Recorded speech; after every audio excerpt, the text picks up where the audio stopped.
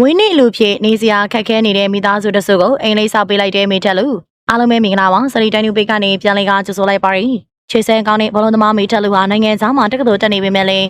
မြန်မာပြည်သက်တွေကိုမိမသွားခဲ့ပါဘူးသူရဲ့သင်္ကိုတွေနဲ့နိုင်ပွဲတွေကိုရှာအုပ်ပေးသွားနိုင်တာကြောင့်မိထက်လူပါဝင်တဲ့ပွဲဆိုရင်ကွင်းထဲမှာအားပေးသူတွေပြည့်ရှံသွားတတ်ပါတယ်သူရဲ့အသက်23နှစ်ပြည့်မွေးနေ့မှာမြန်မာနိုင်ငံကနွမ်းပါတဲ့မိသားစုလေးတစုကိုအိမ်လေးတစ်လုံးလက်ဆောင်ပေးခဲ့ပါတယ်မိထက်လူကသူ့ရဲ့မွေးနေ့ကိုပျော်ပွဲရှင်ပွဲတွေနဲ့မဖြတ်တန်းခဲ့ပဲနဲ့ခက်ခဲရောက်နေတဲ့မိသားစုတစုကိုပျော်ရွှင်သွားအောင်လုပ်တဲ့နည်းနဲ့ဖြတ်တန်းခဲ့ပါတယ်။မိထက်လူတန်းလိုက်တဲ့အိမ်လေးက AR တိုင်းမြောင်မြို့မှာနေထိုင်တဲ့တာမီနှစ်ယောက်တည်းဖြစ်ပါတယ်။ရိုင်းနေတဲ့တဲလေးမှာတာမီနှစ်ယောက်နေထိုင်ရပြီးတဲလေးဟာမိုးလုံလေးလုံးမရှိပါဘူး။မိုးကားလေးပြက်စီးနေလို့ V9 စာအဟောင်းလေးတွေနဲ့ဖြစ်တယ်လို့ဖာထေးပြီးနေထိုင်ရတာဖြစ်ပါတယ်။မိုးရွာရင်မလုံးနေပူရင်မခံနိုင်တဲ့ဒီလိုနေရာမှာတာမီနှစ်ယောက်ဘလောက်တောင်မှစိုးရင်ထင်းနေစွာနဲ့ညာပေါင်းများစွာကိုဖြတ်တန်းကြော်ခဲ့ရမလဲဆိုတာတွေးကြည့်ရင်တောင်မှရှင်နေမကောင်းစရာပါ။ဒီတဲအိုလေးထဲမှာနေထိုင်သူကတော့အသက်36နှစ်အရွယ်ဒေါ်ဝင်းတီတာဆိုနဲ့သူ့ရဲ့သမီးငယ်လေးဖြစ်ပါတယ်။သူတို့ရဲ့ဘဝခီးရန်ကလွန်ခဲ့တဲ့နှစ်ကလေးကစတင်ခဲ့တာဖြစ်ပြီးအိမ်နာအိုးစီးဖြစ်တဲ့ခင်မွန်းတဲ့ဆုံးမသွားတဲ့နောက်ဒေါ်ဝင်းတီတာဆိုဟာမုံဆုံးမဘဝနဲ့သမီးလေးကိုစောက်ရှောက်ခဲ့ရပါတယ်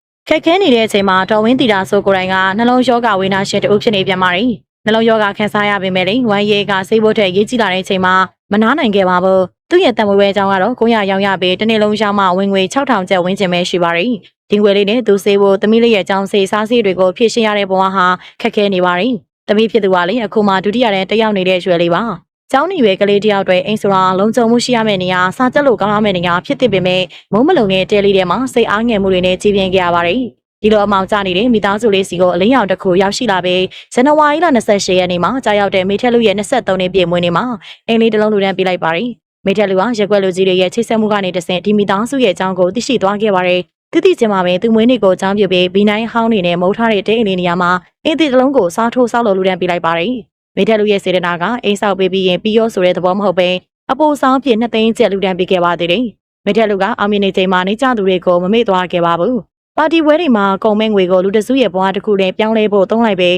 အခက်တွေ့နေတဲ့မိသားစုလေးကိုကူညီပေးလိုက်ပါတယ်။မိထက်လူဟာဘလုံးကွင်းထဲမှာနိုင်ငံအကုံဆောင်ကစားသမားကောင်းတစ်ယောက်ဖြစ်တယ်လို့ဘဝဆိုတဲ့ကွင်းပြင်ကျဲကြီးမှာလည်းလူသားဆန်နဲ့နှလုံးသားပိုင်ရှင်တစ်ယောက်ဖြစ်ပါတယ်။သူရဲ့23နှစ်ပြည့်မွေးနေ့ဟာသူတစ်ယောက်တည်းပျော်ရွှင်ရတဲ့နေ့မဟုတ်ဘဲမိသားစုတစုကိုပျော်ရွှင်စေတဲ့နေ့လေးဖြစ်ပါတယ်။မိထက်လူကပြည်စုံတဲ့မိသားစုကနေမွေးဖွားလာတယ်လို့အောင်မြင်မှုတွေရနေပေမဲ့လည်းအစစ်မပြေတဲ့မိသားစုတွေကိုလည်းငှက်ကြည့်ပေးနိုင်သူပါ။ကျိုးစင်စာရလာတဲ့ငွေတွေကိုဒီလိုလူတန်းတာကြောင့်မိထက်လူရဲ့စိတ်ထားလေးကချီးကျူးနေကြပါတယ်။စိတ်ထားကောင်းတဲ့မိထက်လူလေးလည်းဒီထက်အောင်မြင်ပါစေလို့ဆုတောင်းပေးလိုက်ပါတယ်ရှင်။အားပေးနှဆင်ခဲ့ကြတဲ့အတွက်လည်းအားလုံးကိုကျေးဇူးတင်ပါတယ်။နောက်နေ့တွေမှာလည်းခုလိုမျိုးစိတ်ဝင်စားစရာကောင်းတဲ့အကြောင်းအရာတွေနဲ့တူပြန်လာခဲ့ပါအောင်မယ်ရှင်။ဒီတော့လောင်းတွေပဲနှုတ်ဆက်ခဲ့ကြပါတယ်။ပရိသတ်တယောက်ချင်းစီတိုင်းလည်းကိုယ်စိတ်နှလုံးရှင်လန်းချမ်းမြေပါစေကြောင်းကျမတို့ရဲ့ပေလေးကနေပြီးတော့ဆုတောင်းမေတ္တာစကားလေးလက်ဆောင်ပါလိုက်ပါရစေနော်။